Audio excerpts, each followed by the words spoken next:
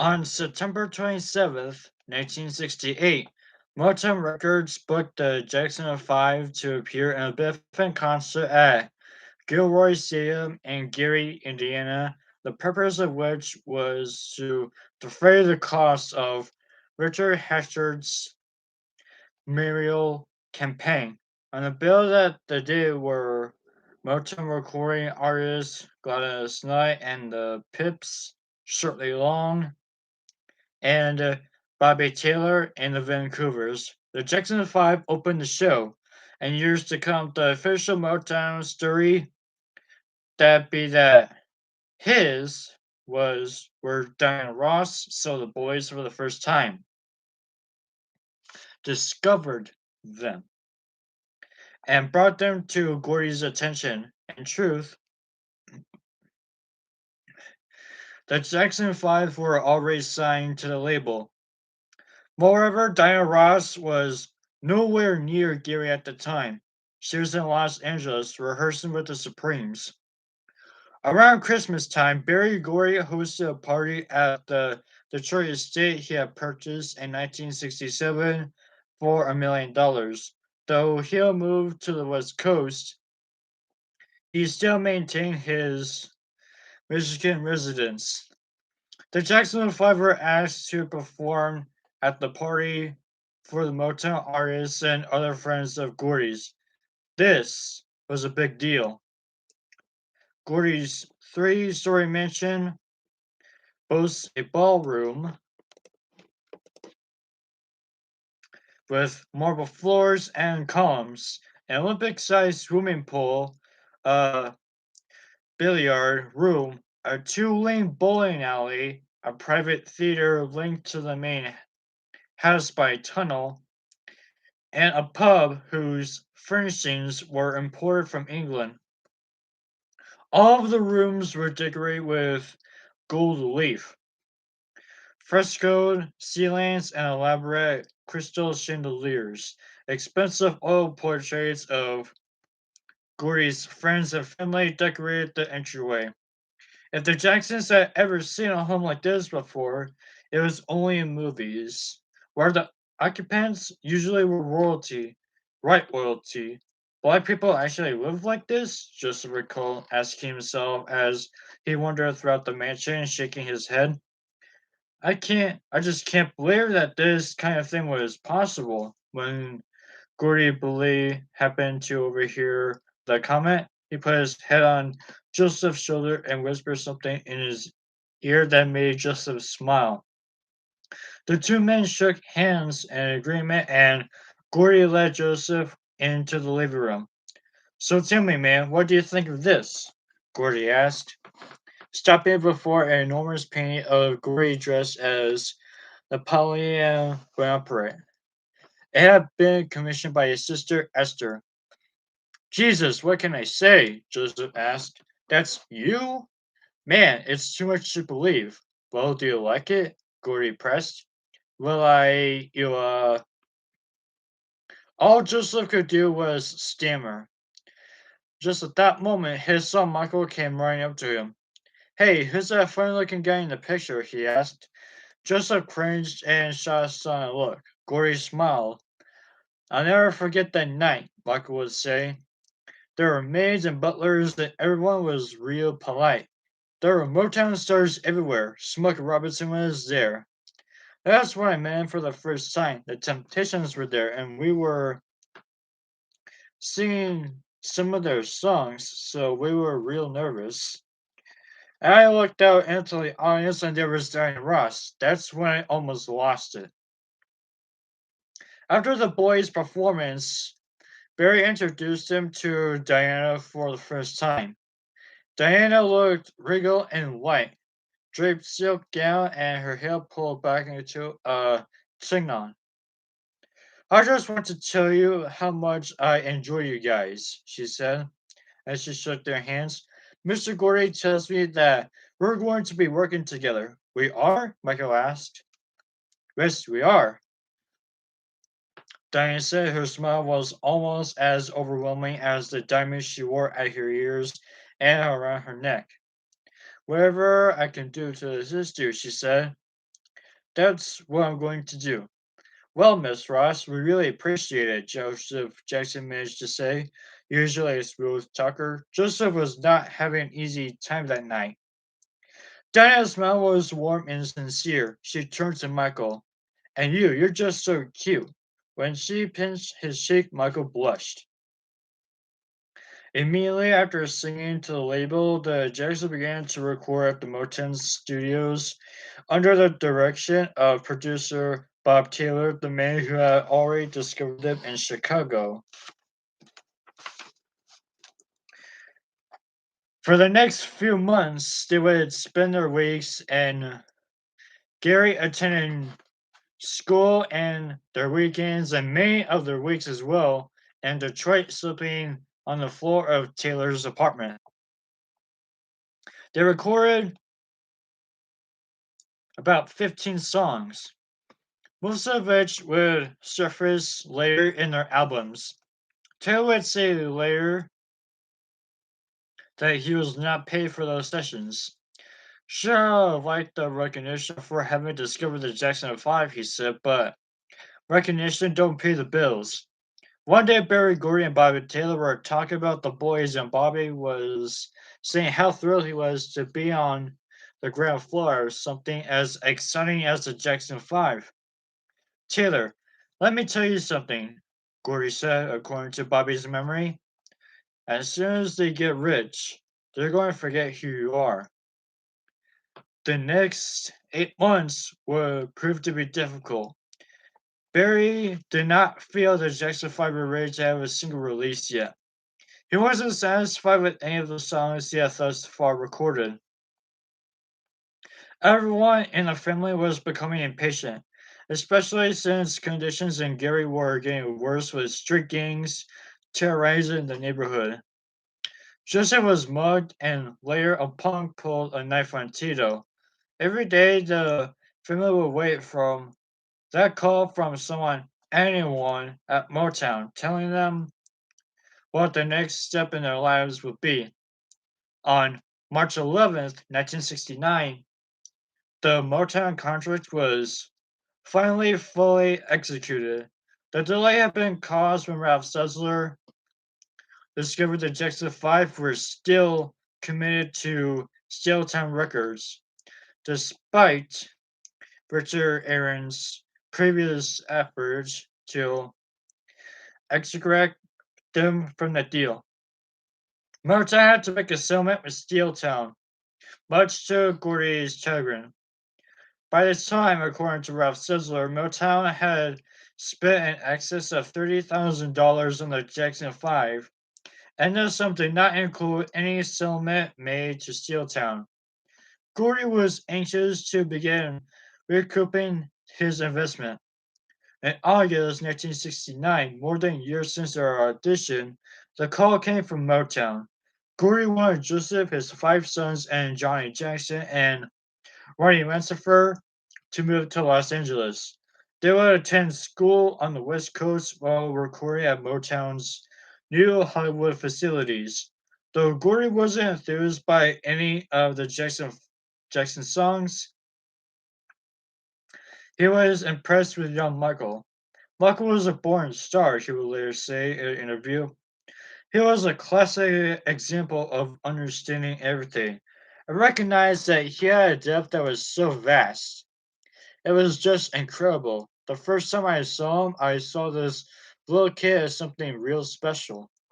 Joseph Tito, Jack Richardson, drummer Johnny Jackson, and keyboardist Ronnie Mansfield drove to Los Angeles in the family's new Dodge Mexican. Motown paid for Jackie, Jermaine, Marlon, and Michael to fly a few days later. It was Jackie. It was no. It was Joseph's decision not to move the entire family from Gary to Los Angeles until he was certain that their future there would be secure. It was possible, after all, that Barry could have been wrong, that the group would be a failure, and that they would have to start all over again. So Janet, Randy and Latoya stayed behind with Catherine and Gary. Barry registered the family at one of the seediest motels in Hollywood, the Tropicana on Santa Monica Boulevard. Mar- Marco, Marlene, and Jermaine shared one room while Tia and Jackie were in another. Joseph was down the hall. The family saw little of the rooms. Since it was still school vacation, they spent most of their waking hours at Motown's Hollywood studios rehearsing and recording. Eventually, Gordy pulled the family out of the Tropicana and moved them to the Hollywood Motel across the street from Hollywood High and closer to Motown headquarters.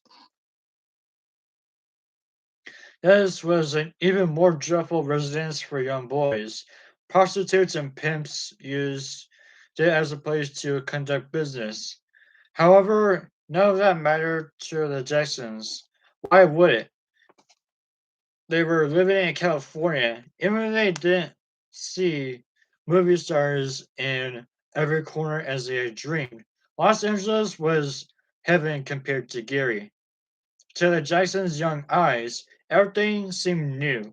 Michael had never seen a real palm tree before he got to California, and here were whole streets lined with them. He once recalled there were expensive luxury automobiles everywhere they looked, and everyone driving them seemed to wear sunglasses, even on those overcast mornings when the sun didn't emerge until noon. In fact, as the young Jacksons would soon learn, many people wore their sunglasses at night too. Now, that's Hollywood living, Joseph said. One afternoon, Barry called a meeting of the gang at Diana Ross's home. This was the first time the boys had ever seen her since the show they gave at Barry's home in Detroit the previous winter. Diana's house may not have been spectacular to Hollywood standards. She was a single woman at the time, living at a three-bedroom temporary residence in the Hollywood Hills while in the process of purchasing a new, more opulent home in Beverly Hills. But when the five Jackson boys and their father compared her digs to their garage-sized house in Gary, it was hard for them to act cool. Michael was recalled that Gordy sat the boys down in Diana's living room and had a talk with them. I'm gonna make you kids the biggest things in the world, he told them. You're gonna have three number one hits in a row. They're gonna write about you kids in history books, so get ready, because it's coming. That was exactly what the Jacksons wanted to hear. Joseph had wanted nothing more for his sons than to be successful, and it seemed a sure thing now. He told them that they were to do whatever Mr. Gordy asked of them, but no questions. Simply put, Joseph was in awe of Barry. However, he was also intimidated by him. Here's a black man who has made millions of dollars in show business, Joseph said. If I can just learn a few things from this guy, then I'll have made it too. As the meeting was about to conclude, Diana swept into the room looking like, well, Diana Ross. In a black satin hot pants outfit, huge natural hairstyle, and gold hoop earrings. She always looked like a goddess, Jimmy recalled. I remember that when she walked into the room that day, all of our mouths dropped open. Although the boys had met her before, they were still awed. Joseph felt all over by himself to make an impression. I just want to tell you, boys, once again that I'm here for you, she said. If there's anything I can do for you, I hope you'll let me know. She seemed sincere. Jermaine will remember. It was hard to believe that she was saying those words to us, he said. I mean, what do we do to deserve her assistance? Talk about luck. What Jermaine remembers most about that day is the telegram that Diana showed them. This is from me to lots and lots of people, she explained. It read, please join me in welcoming a brilliant musical group, the Jackson 5, on Monday, August 11th, 6:30 to 9:30 p.m. at the Daisy North Rodeo Drive, Beverly Hills. The Jackson 5 features sensational 8-year-old Michael Jackson. Will perform live at the party, signed Diana Ross. I think you made a mistake, Michael told her. I'm not 8, I'm 10. Not anymore, you're not, Barry said with a grin. Barry explained that the discrepancy as a matter of public relations that ensues was a brief discussion with Michael about the art of PR. He was reminded that as far as the media were concerned, Diana Ross was the one who had brought him and his brothers to Motown. He should always remember that because, as Diana explained to him, it's all for your image. Got it, Michael said. I'm 8, and we were discovered by the great Miss Diana Ross. You got it. All right, Diana said with a grin. She hugged him rightly. You're just so cute, she said again. Michael will recall, I figured out at an early age that if someone said something about me that wasn't true, it was a lie. But if someone would say something about my image, it wasn't true, then it was okay, because then it wasn't a lie, it was public relations. On August 11th, 1968, Diana Ross introduced her new Portuguese. The Jackson 5 with a kind of pomp and pageantry usually a core of major Hollywood debuts. 300 of Gordy's and Diana's closest friends and business associates crammed into the Chick Beverly Hills Private Club. The Daisy, all having been personally invited via Diana Ross's telegram. They stood and cheered as Michael Jackson and the Jackson 5, as they were introduced by Diana, performed Motown songs such as Smokey Robinson's Who's Loving You, and even Disney classics like Zippy Doo Da Da. The boys wore identical lime green vestsuits with gold shirts and matching green boots. Every move had been carefully choreographed for them, and afterward, a Motown press release was distributed to everyone in attendance, with 2 years shaved off the age of each boy. Being with pride at the reception, Barry announced that the Jackson 5 would next appear in concert with Diana Ross and the Supremes at the 4 and 5 days later, and then later in October when Diana would play hostess in the Hollywood Palace television show. Each Jackson boy met the press in a receiving line, with Diana Ross making the introductions. This one's Michael. Isn't he cute? And that one's Jermaine. Isn't he adorable? And over there's Jackie. Look how tall he is, and so forth. So reporter Judy Spiegelman recalled, I remember being impressed with the courteous, outgoing attitude of the youngsters. After all, they were just kids, but yet not all affected by the attention. Pauline Dunn, a reporter from the Sentinel, a Los Angeles black newspaper, approached Michael. How does it feel to be a star, Michael? She wanted to know. Well, to tell you the truth, I just had about giving up hope. Michael was still with the grin. He was wearing a black bowler hat over his afro style hair. I thought I was going to be an old man before being discovered. Then, a hushed, dramatic tone, he concluded. But there came along Miss Diana Ross, who saved my career. She discovered me. And just how old are you, Michael? She asked. Michael looked up at Diana, who was sitting proudly behind him, her hand on his shoulder. Barry Gordy stood nearby. 8, Michael said. But I thought you were older, going on 11 maybe, the suspicious journalist pressed. Well, I'm not, Michael insisted. I'm 8. But I heard, look, the kid's 8, alright? Barry broke in. Next question. Next, next question, please. Michael corrected him. He smiled and winked at Pauline Dawn as if to say, this is how we play the game.